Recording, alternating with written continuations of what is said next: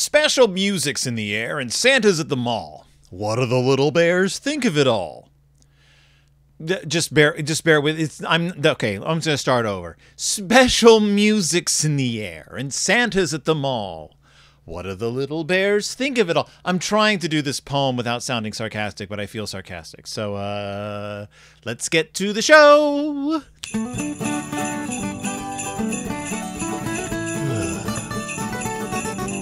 Ho, ho, ho!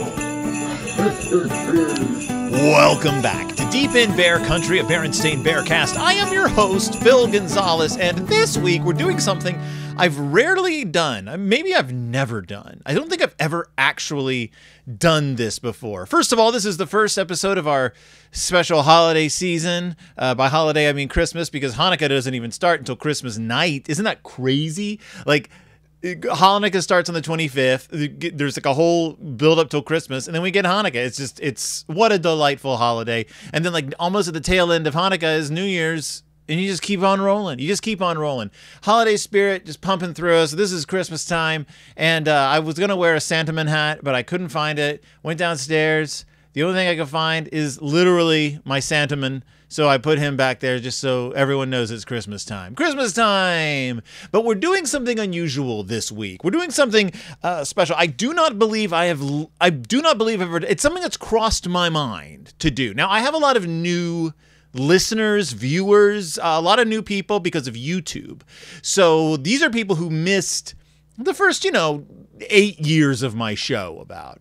And they're not going to go back and listen to those episodes because why would you? Why would you listen to a man almost a decade younger than I am talking about the Berenstain Bears when you can listen to a man pushing 50 talking about the Berenstain Bears? So what I'm going to do this week is okay. This week I was going to cover a book called The Berenstain Bears Santa Bear. Not the Berenstain Bears meet Santa Bear, but the Berenstain Bears Santa Bear. That's just what it's called. The Berenstain Bears Santa Bear. There's no like the Berenstain Bears : Santa Bear. No Berenstain Bears and Santa Bear. No Berenstain Bears anything. Any kind of like modifier on Santa Bear. It's just called the Berenstain Bears Santa Bear. And I don't own it, but I was going to get myself a digital copy of it. And so I looked into it and realized that it's a board book, which is fine. I've covered many a board book. But also that it's a retelling of a book I've covered before, but not even like a real legit retelling. They cut most of it out and just reprinted the images. And I was like, I don't feel like just rehashing part of the plot of the Berenstain Bears meet Santa Bear, which it's based on. I won't even say based on, which it's an abridgment of. And so I went back and I was looking at my old episode of the Berenstain Bears Meet Santa Bear, which was done in like 2016, 2015. It was episode 36 of the show. And it was bizarre and unlistenable at this point, to me, personally. I was wondering why it sounded so weird and odd, and I realized it's because the original version of the episode was a parody. I did it as a parody of the podcast Lore, which had come out recently, like around the same time, and which I was feeling like spiteful towards because like Lore had like released 3 episodes, and there were all these news articles about Aaron Mahnke like quitting his job and becoming a lore person full time because of how successful it was, like after 3 episodes. And I was like, are you kidding me? Are you kidding me? Not that I don't love all of my listeners and viewers, but come on. I've never made a dime off this. I mean, I do have a few patrons over on Patreon, which I never talk about. They don't get anything out of this except the delight of helping me buy books, which is what their money covers. I buy books. In any case, I'm not angry at Lore anymore. But I listened to the episode and I was like, I don't like this. And I also don't care for what I had to say about the book. I felt like I was way off target. I try not to be snarky on the show more than necessary, but I was really snarky on that episode. And just sort of bludgeoned the book a lot for its messaging.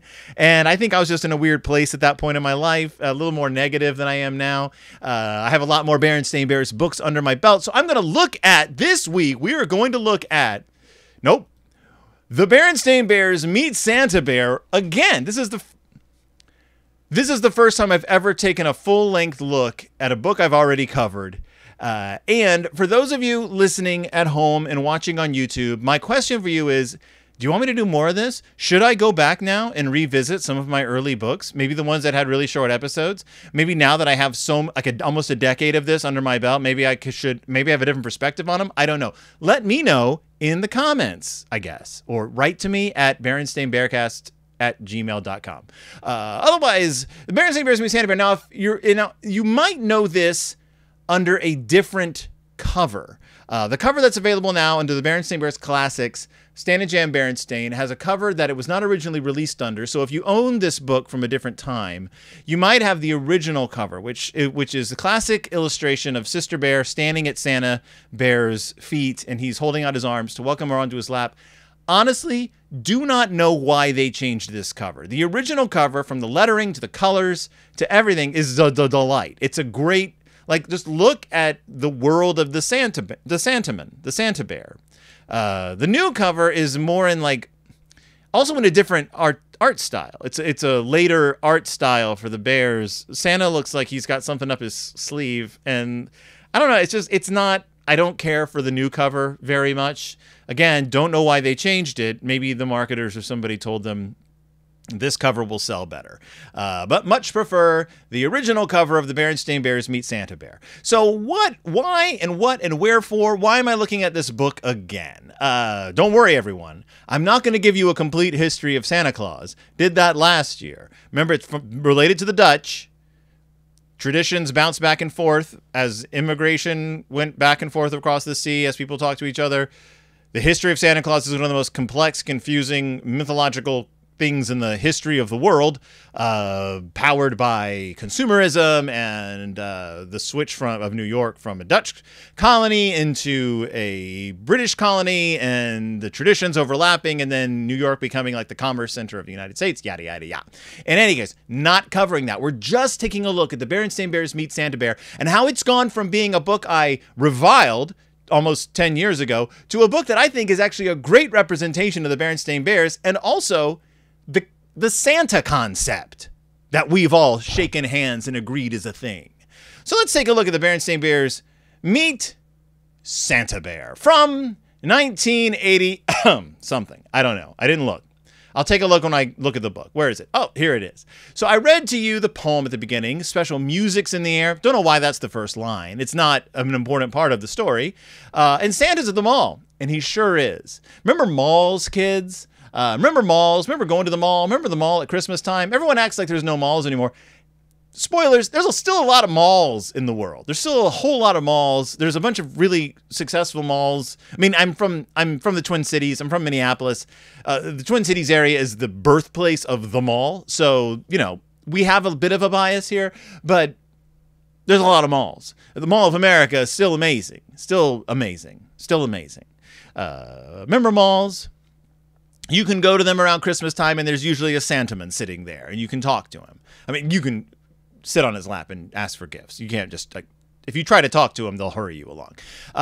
What do the little bears make of it all? And that's really the crux of this book. What's the deal with Christmas? What's the deal with Christmas? Why is there a guy? Why is there a guy? Why? What are we doing here? And what's the point? And why? Wherefore? That's the question. What's the deal with Christmas? Let's find out. Santaman is at the mall. The illustrations in this book are gorgeous. The colors are not garish. They're very muted. We have this wonderful spread of Sister sitting on Santa's lap. So in the original cover had her standing at his feet. He's holding out his arms to her. You turn the page. You get Santa holding her on his lap. The whole family sitting around looking very happy. Oh, this is 1984, by the way. So as the Berenstain Bears were meeting Santa Bear, we were going to the theater to see Ghostbusters. Maybe we saw a trailer for an upcoming movie called Back to the Future. I don't know. 1984, big year, Ghostbusters. There's other movies, a lot of other movies. But I love this illustration. I love the drawing of Santa. I love the way Sister is still very young in this continuity. She's probably roughly Honey Bear's age at this point.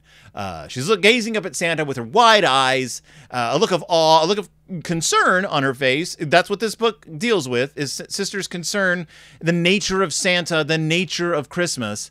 This is a purely non-religious book, too. This is a consumer-driven holiday through the eyes of a child. How can we twist this, flip this, and make it a teachable moment? So if you're expecting the Berenstains to go full out and show you the glories of the holiday in Beartown, you are going to be well taken care of, because it's 2 days after Thanksgiving. They don't have Black Friday yet. Folks, doesn't exist yet. Kids watching this at home, there used to not be a thing as Black Friday. There was just your parents. They would sometimes mutter that it's so busy in the stores the day after Thanksgiving. That's literally it. The news people got a hold of this and started calling it Black Friday. That's right. The media started calling it Black Friday, like the worst day of the year to go shopping. It was this thing that they made up. It's not even, I don't even believe it is actually the busiest shopping day of the year. I believe the shopping days come to a head right before Christmas. But in any case, they made it the busiest shopping day of the year by envisioning it and making it real. That is, they visualized it. They manifested it. It became real. That is chaos magic. 2 days after Thanksgiving, and Bear Country. It says Bear Country. This is Beartown. I mean, because they're still using the terms interchangeably. It's 1984. Remember, Beartown is decked out. You might say they have decked the halls. They go to the Bear Country Mall now. Geographically speaking, we have not settled on the fact that the big mall is not at this point localized near Big Bear City. It's still sort of smack in the middle of Beartown at this point. So in the future, when we start dealing with the mall, that's something that they're going to have to travel a ways to get to. At this point, Bear Country is essentially the semi-agrarian populated area that the Berenstain Bears and several other animals live in. And Bear Country Mall is all decked out for the holiday. We see loudspeakers blasting Christmas music in the shape of Santa Bear faces. We see someone in the background in their home putting out a Santa Bear cutout standee in front of their house. There's wreaths everywhere. There's garland. There's a Christmas tree out front of the Bear Country Mall. They've decked the malls with boughs of holly, ladies and gentlemen. And Papa Bear is excited. Mama's not so sure because, and she literally says, I'm not so sure, because she thinks there's too much excitement around the holiday. Now, Brother Bear's gone through this. Sister Bear's still forming those memories, those core memories. So she may not remember all the Christmases past. I do. But Sister Bear might not. So, and Brother's an old hand at this. But Mama is like, this might be too exciting. And I get it. You take kids to the mall after Thanksgiving, right before Christmas, it's overwhelming. There's music, there's lights, there's people bustling around, there's people in costumes, there's a Santa guy, there's a Mrs. Claus. You go to the Mall of America, it is bazonkers there, although it's a huge mall. So it's not as hairy scary as you might think it is. There's a lot of space to walk in the Mall of America. If you're ever in the Twin Cities, visit the Mall of America. I know people will poo-poo it. You want to go. If you've never been, you want to go. To me, it's just a normal mall now, but to visitors, it's just huge and overwhelming. It's just a gigantic structure. There's a full-size amusement park in the middle. Come on, it's like 3 roller coasters. Speaking of roller coasters, Mama thinks excitement's not good for the cubs. But Papa's like, it's not a big deal. They're good cubs. I'm sure they'll be calm and sensible about the whole thing, but the cubs are not being calm and sensible. Like, they're bouncing up and down. They're at a toy store called Toys,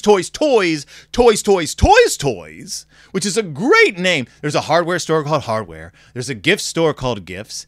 Toy store is called Toys, Toy Toys, which is I just think it's great. If I ever go into business for myself, I'm going to start a toy store. I'm going to call it Toy Toys, Toy Toys. It's literally what it says in the illustration. If you're not looking at the book while I'm doing this, you won't understand the hilarious joke I'm making. But it's very funny. We got a little wind-up robot in the window. We got 3 kinds of balls. We got a pink pony, and we got a drum. And on top of the drum is sitting a Berenstain Bear doll, which I guess to them is like a human doll would be to us. And they're pointing at it. They're bouncing up and down. They're not calm. They're not sensible. That's fine. It's Christmas. It's Christmas shopping. This is exciting. I remember going to the toy store with my parents around Christmas, going to Toys R Us, and one parent would take us to look around the toy store. The other parent would just disappear. And they would buy all the toys. They'd check out. Then they'd come find us. And they'd be like, well, we've taken a look around. We see what we want. And we go home. My sister and I would just have no idea that my parents had done all the Christmas shopping in front of us put all the toys in the trunk, and then hidden them when we were in bed. They were great at it. My parents were phenomenal at Christmasing, by the way. Everything I learned from them. I don't do any of it. I'm bad at Christmas. So they had just been watching Saturday morning cartoons. Best thing in the world. That means they knew exactly what to buy. All Saturday morning cartoons were for advertising cereals and toys to kids. So you knew all the latest toys. You saw commercials on Saturday morning you never saw anywhere else because they were spending big bucks to get that children's eye, to get that children's dollar. There's an advertising technique that is basically a way of triggering something in a child that makes them not only want a toy, but makes them bother their parents for the toy. It's a technique that teaches children how to wear their parents down for a toy. I can't remember what it's called. It's an advertising technique. It's pure evil. It's pure amazing. It's purely amazing. It's based on, to me, the dating techniques that teenage boys used in the 1980s, like teen comedies. The concept that you just wear someone down, eventually they'll go out with you. That's the concept behind this. So Sister has seen ads for Bear Hug Teddy, Happy Pink Pony, which we saw, something called Giggly Goo. And trust me, when I originally covered this book, I said Giggly Goo a lot. Why? Because it's fun to say. You can imagine a kid wanting to buy a bucket of Giggly Goo.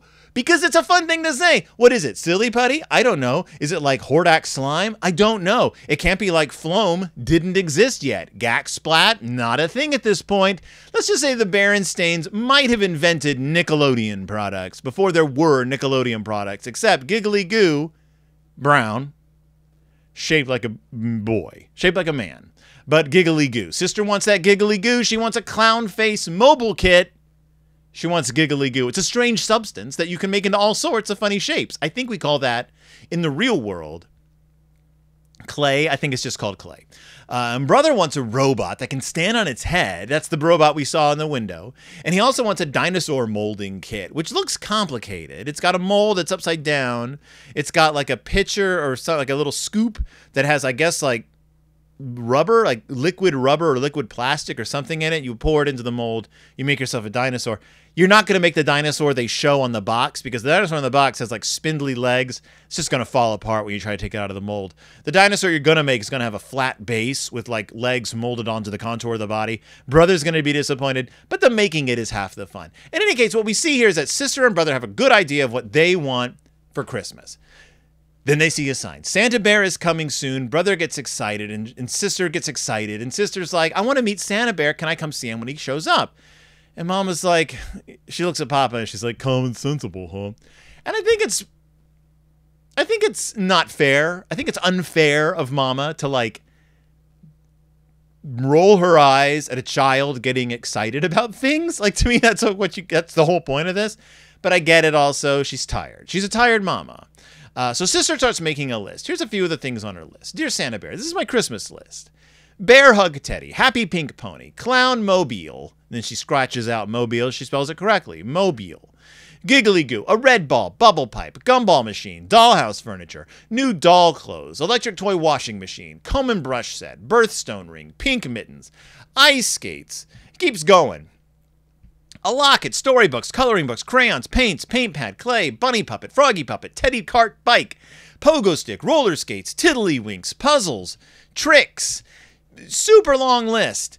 And Brother's like, you gotta pump the brakes, kid. Santa Bear's gonna look at this list and he's gonna think you're being greedy. And he's not gonna bring you anything. And Sister's like, oh, you're right. You're right. I still want all this stuff, but I don't want Santa to think I'm greedy. And so Brother shows her his list. Says, Dear Santa Bear, for Christmas I would like a robot that can stand on its head and a dinosaur molding set and some surprises. Some surprises. You're Santa Claus. You've been alive for 2,000 years. You died for our sins. You obviously know what would suit us for Christmas. Thank you, Brother Bear. And Sister's like, I get what you're doing. Put the main things you want. The things that you really want Santa Bear to keep in his head. Everything else, they'll figure it out. He'll figure it out. You don't want to give the impression that you're the only kid in existence. Santa has a lot of kids to deliver to. So you want him to know that while you appreciate the work he's doing, this is his job, you're not going to overburden him. And you're going to let him be creative. Hey, Santa, probably doesn't get to be creative all the time. He's just making to order. This is you being like, hey, surprise me, big man. Surprise me, big guy. Surprise me, jolly fat. I just show me what you got. It's not bad to call Santa jolly fat when you see him. He loves that he's jolly. He loves his fat body. He needs to be fat because that's how he stores his eggs. Santa is large because he's filled with roe, they're eggs, but they're like shellless eggs. He lays the eggs. They're fertilized by a process we won't get into. They hatch. They're the elves. They live for a year. They make toys. At the end of the year, they dissolve. They turn back into Christmas magic, I guess. Santa lays another load of eggs. Wise, jolly enough. He gets the fuel for the eggs by eating the cookies you leave him. So, that's the story of Santa Claus. Now, brother's like, you just got to tell him you've been good. Now, sister gets worried because she's like, I haven't been great. I mean, I've made some mistakes this year.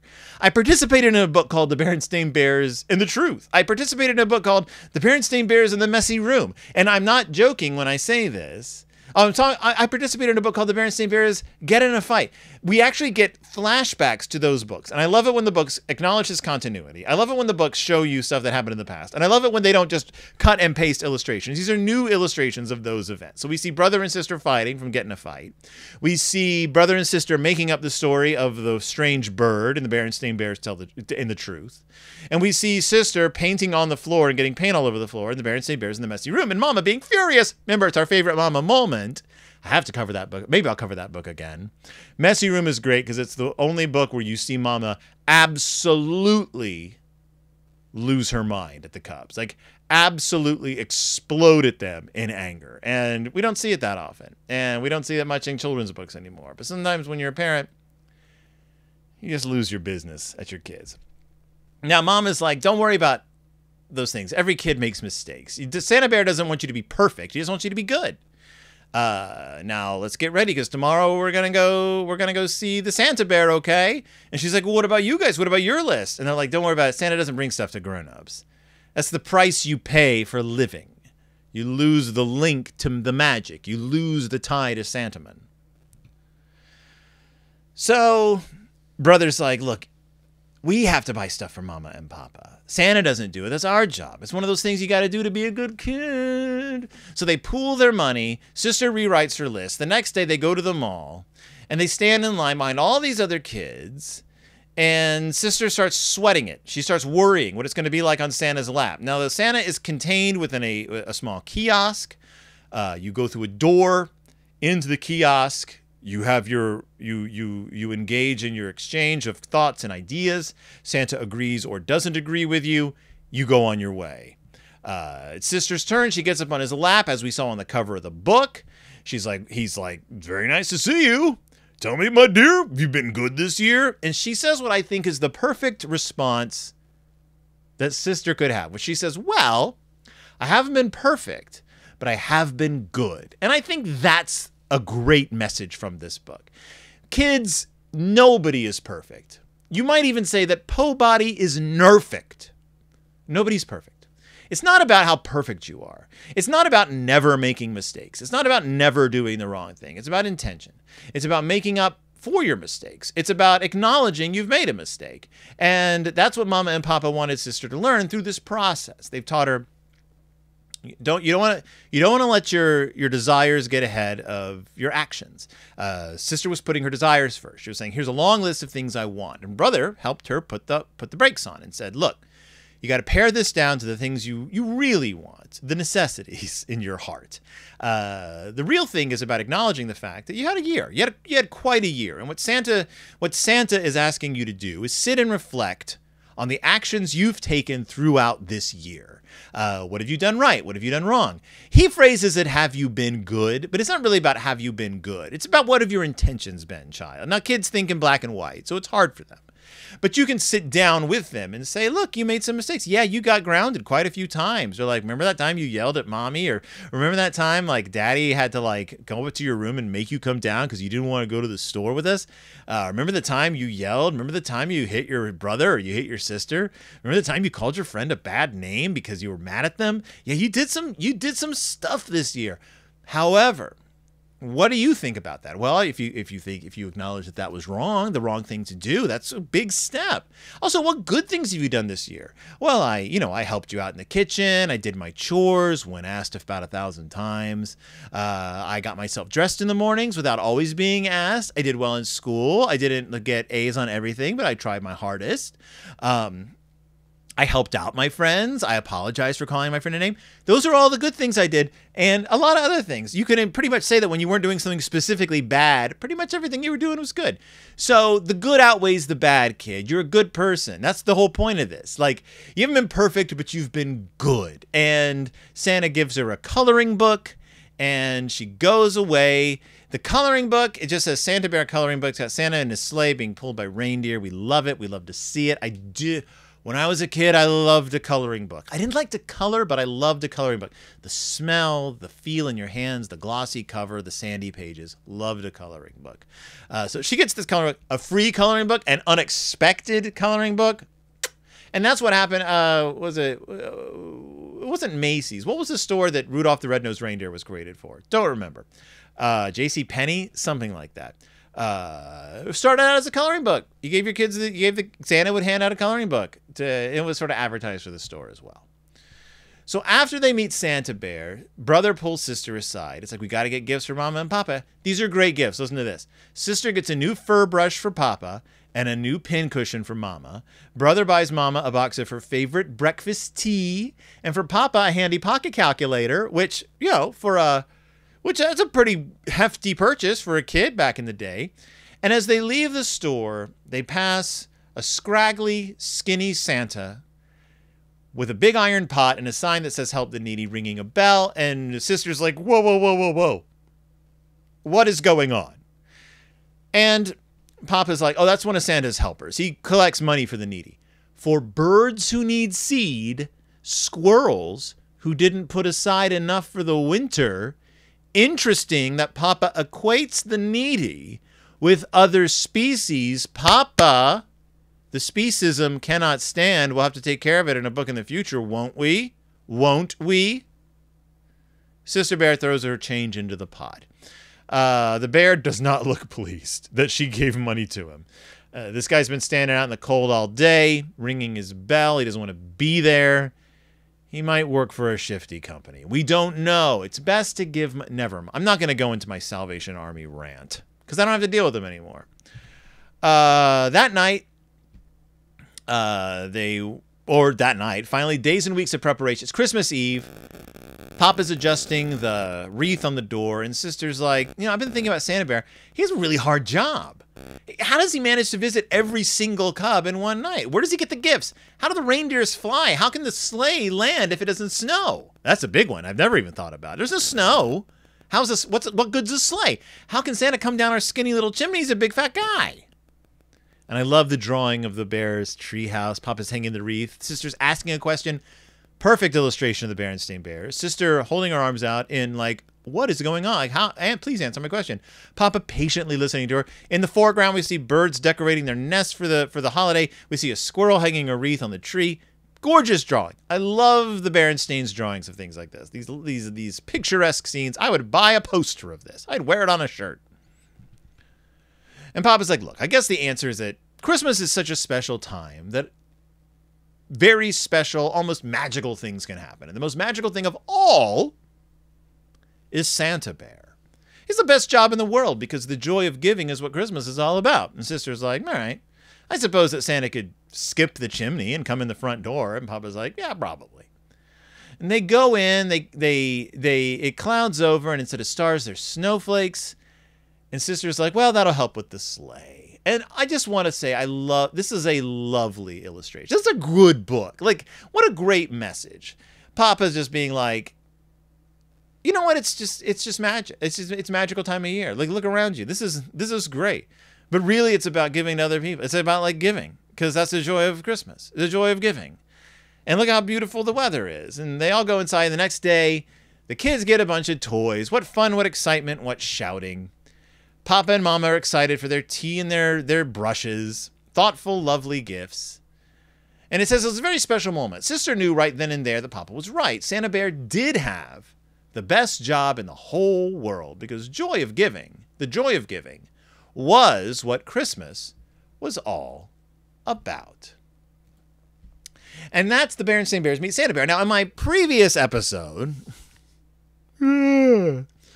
I railed up and down about how this book was about greedy kids pretending they weren't greedy to get gifts.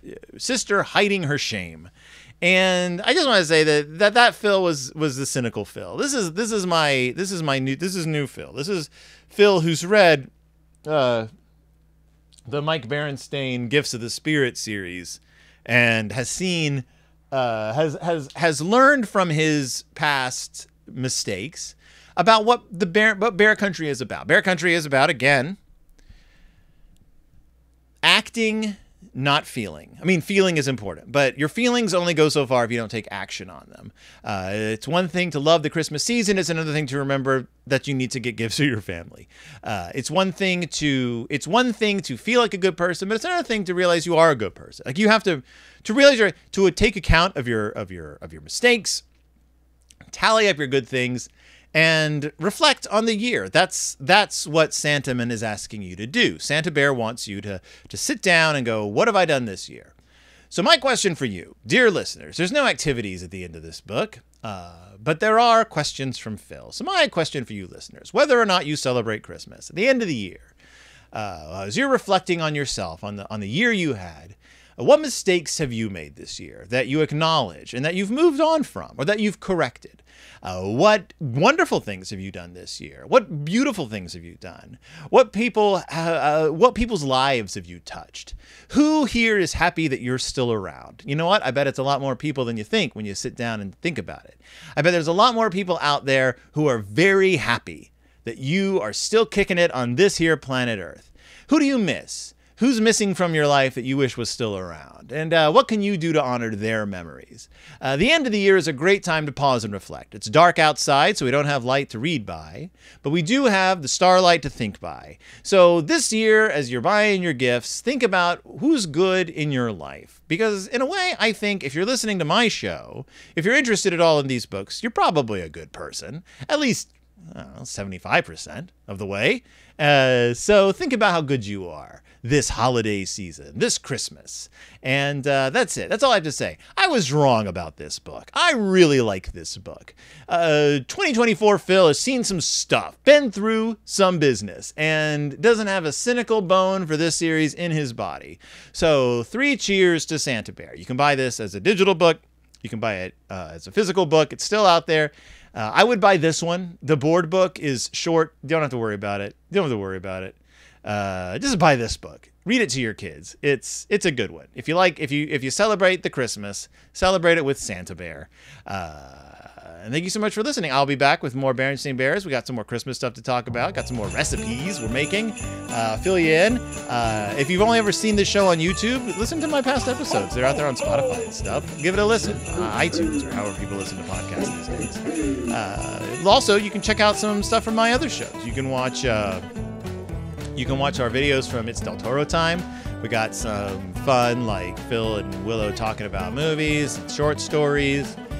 We got some more stuff coming up with that. And that's it. That's me. So thank you so much for joining me. Thank you so much for listening. Thank you so much for ringing in the holiday with me.